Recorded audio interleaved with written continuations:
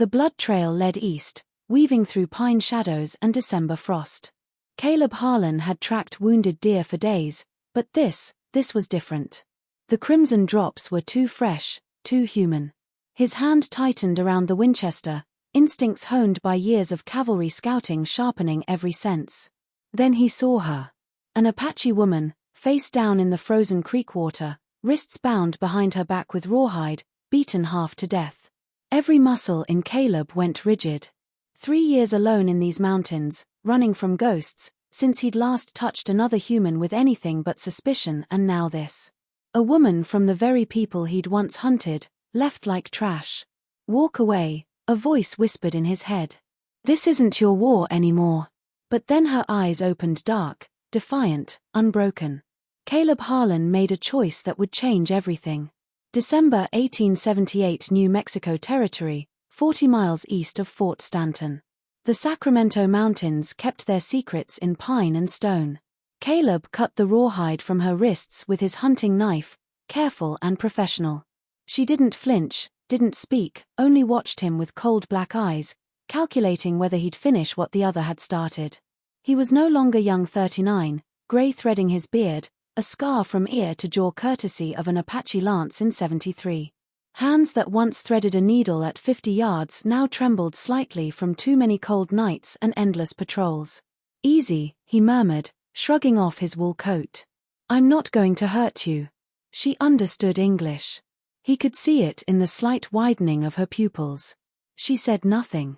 He wrapped his coat around her shoulders, noting the mescalero patterns on her tattered deerskin dress and the older scars on her wrists, rope burns healed months ago. This wasn't her first time in chains. She was maybe 26, strong-shouldered, calloused-handed, beautiful in the hard-edged way the frontier carved survivors. Can you walk? Caleb asked. She tried, managing 3 steps before her legs gave out. He caught her before she hit the ground, their faces inches apart. He smelled pine smoke in her hair, saw the fever flush her cheeks, felt the lean muscle beneath torn fabric, a body built for endurance, not ornament. She whispered a name, or a prayer. Kaya, my son. Consciousness left her. Caleb carried her 3 miles through snow and pine shadows back to his mountainside cabin. After Lydia and Anna died of diphtheria while he was on patrol, after he returned to find them cold in their beds, Caleb wanted only isolation. But now he had this. He cleaned her wounds with whiskey and creek water, bound her ribs where they'd kicked her, covered the knife wound in her thigh with strips torn from his spare shirt. All by lamplight. All in silence. The December wind howled outside like wolves. Her fever broke on the 3rd day. Caleb was splitting wood when he heard movement inside. He grabbed the Colt and pushed through the door, ready for anything. She was pressed into the corner, coat still wrapped around her, eyes wild with fear. It's all right, Caleb said, hands visible. You're safe here. She didn't believe him. Why would she? He set his gun on the table, far from both of them. Food's there, he said, pointing to a pot of rabbit stew, water too. I'll be outside. Days passed in careful silence. Caleb entered only to tend the fire and leave food. She watched him like a cornered animal, ready to bolt or bite. Slowly, the wild desperation in her eyes softened to wary curiosity. On the 8th day, he entered to find her standing, one hand braced against the log wall, jaw set. What do you want? She asked in broken English. Nothing, he said. You were hurt. I helped. That's all. Men like you kill my people. He couldn't argue. He'd worn the blue coat, ridden with Carr's cavalry, seen horrors done to Apache prisoners. I did, he admitted. I was a soldier. But I'm not anymore. Why? Because I'm tired of death, he said. Something shifted in her expression, not trust, not yet, but understanding. She told him her name, Nyara. On the 10th day, Caleb taught her English words: water, food, pain, safe. She taught him Apache, Shikisi my friend, Da Anzo be well. One evening, as darkness settled over the mountain, Nyara began to sing a haunting lullaby, full of grief that needed no translation. Caleb sat by the fire, whittling a new axe handle, listening to a mother sing for a child she'd been torn from. When the song ended, he spoke without looking at her. I had a daughter once. Anna.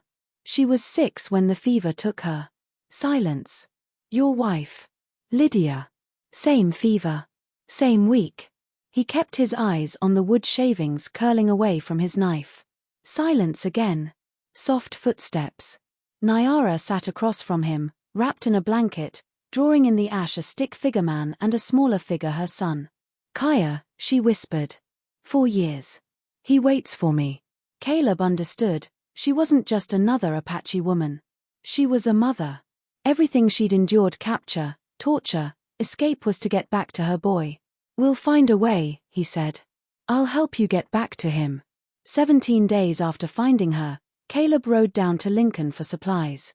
In the saloon, he overheard 2 men at a corner table. Pedro's offering $200 for that Apache woman. She knows where the Mescalero band's hiding. Caleb left his whiskey unfinished and rode hard back to the cabin. Nyara had a fire going, the smell of roasted rabbit filling the space. She had prepared a meal, his rabbit, seasoned with wild herbs she'd gathered. They ate in silence until she asked, "Why did you save me?" "I couldn't let you die," Caleb said. 2 years passed. Her English improved. "Why are you different?" she asked. "Maybe because I'm tired of being part of that story," he said. She moved toward him with the grace he'd noticed, standing close enough that he could see the firelight in her eyes. She touched the scar on his face. "You hurt too. 3 years, since I touched a woman, since I wanted to." Her hand rested over his heart. "I see you. You see me," he said. Then she kissed him. Desperate, urgent, 2 drowning people finding air. They made love by firelight, the December wind rattling the shutters. She traced his scars as he memorized every inch of her body. When she whispered she must go back to her son, he held her tight. "I'll take you to him." They rode east through pine forest, hunted by men who trafficked humans. Nyara's resolve hardened. She would not be taken again. Together, they moved fast, staying off the main trails. Day 3, 5 riders blocked their path, led by a former cavalryman named Cyrus Renfield. Caleb and Nyara acted without hesitation. Bullets rang out, men fell. Nyara pressed her hands to Caleb's wounds, binding them with shaking fingers, praying, cursing, promising. They froze at the sound of more hoofbeats, but these weren't Renfield's men. It was Hank Kowalski, Caleb's old friend. Together, they reached the Mescalero camp, arriving not as captives, but protected. Nyara reunited with her son, Kaya. An old Apache man approached Caleb. "You brought her back. She was never mine to keep, but you are an honorable enemy." Nyara kissed Caleb one last time before walking into the camp with her son. Caleb returned to his cabin, heart cracked, remembering the firelight, the laughter, and the woman who had taught him he could still feel beyond grief. June 1879. Caleb was mending fence when he heard hoofbeats. Colt at his side.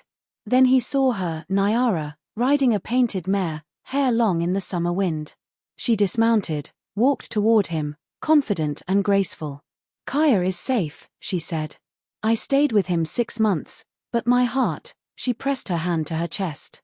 "My heart was not there." Caleb dropped the hammer. "If you still want me." He pulled her into his arms, kissing her like a man drowning. "I waited every day." "I know," she said through tears. "It will be hard." "I don't care. Neither do I." 2 broken people, found in the wilderness, dared to love again. Behind them, the mountains stood eternal, witnesses to a love born from mercy and soaked in blood, raw, relentless, true. The West was never gentle, but sometimes it made room for love.